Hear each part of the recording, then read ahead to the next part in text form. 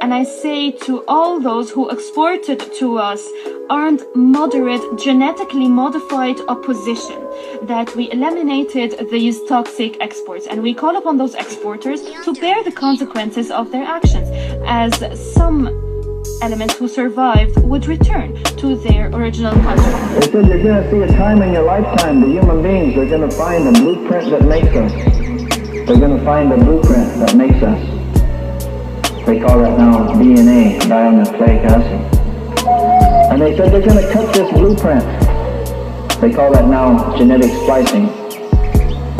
They said they're going to make new animals upon the earth, and they're going to think these are going to help us. And it's going to seem like they do help us. But maybe the grandchildren and great-grandchildren, they're going to suffer.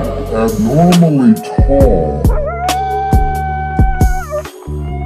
Okay, these are some of the prophecies that Crazy Horse see. And we have compared many of these to other tribes, and they're similar. And it is coming. And it's going to be here soon. In a sense, America is dying. Genetically modified opposition. I mean, it just appeared, ISIS. Genetically modified opposition.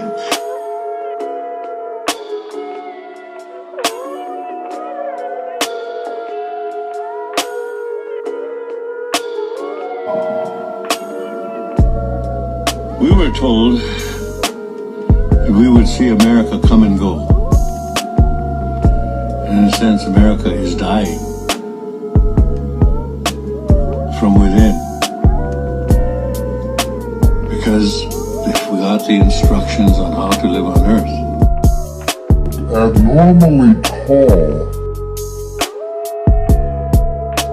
Unfortunately, some member states in the Security Council and the mainstream media continue to defend and support the genetically modified armed Syrian opposition, moderate by definition, while turning a blind eye to the crimes committed by them.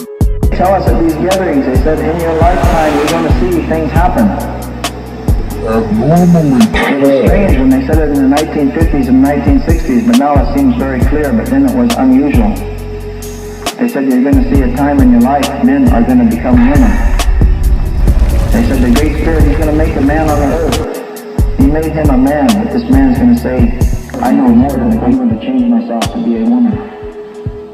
And they will even nurse children. They said the Great Spirit's going to make a woman on this earth. She's going to say, I know more than the Great Spirit. I want to be a man. And she will be physically a man. It sounded strange. Does this sound normal to anyone? And you should not grieve for yourselves, because here is what the white rose did not tell you. The white man, my children, will soon be no more.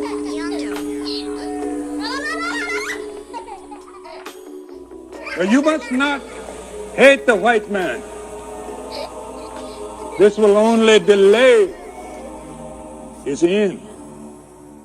He said on one of those days, on his third day, he said he heard the voices of the children cry. See? So today we look around, you are the children. And the children. The genetically modified. And that is the sign where it says, you heard the voices of the children cry. See? So we are in that era right now. You know, I think we're at the end of it. And the next thing he saw, he said, he's seen a huge light, a flash in the sky. And day become brighter than day, he said. And charcoal and ashes fall from sky and cover the earth, he said.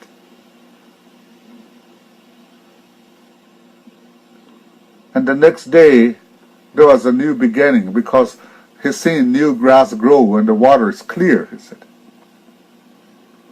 And this time he only see God's children playing down there, he said. When the Bible Bible says we would begin to come back. But something happened. Someone came in and hijacked that prophecy and went back and was restored by the UN, but wasn't called back by the Most High God. Because the Messiah will guide the children of God back. The Jewish state of Israel was born in 1948. On a day in May that year in Jerusalem, David Ben-Gurion declared the existence of the state of Israel, and the United States became the first nation to give formal recognition to the newly declared nation. For the first time since 70 AD, a Jewish state existed in the Middle East. And not pay attention to the people God sent Christ for, who sinned in the Old Testament. See, that's the part that you can't find in no religion. In the Christian church, in the mosque, in the synagogue, no one is speaking of these people. When there should be a conversation, because how can everyone receive the promise of God and ignore the people of God? Right? Now check this out. Now check this out now. I'm going to show you something. Okay. Brother, I was an exiled child. Judah.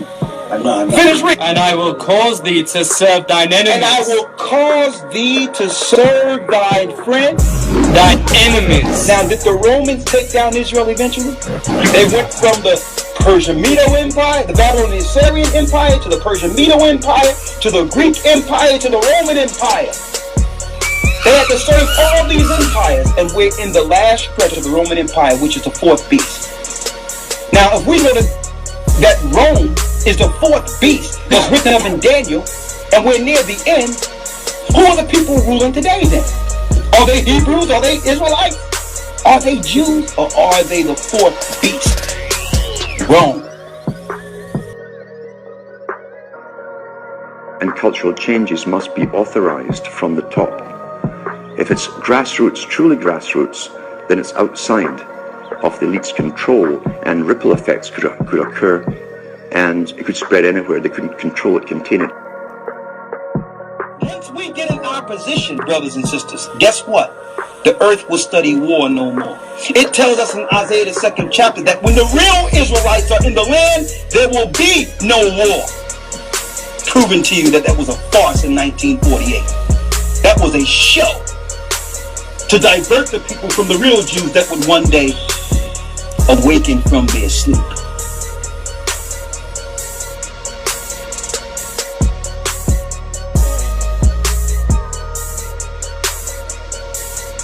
He says, and take humanity off its pedestal as a supreme being on the planet.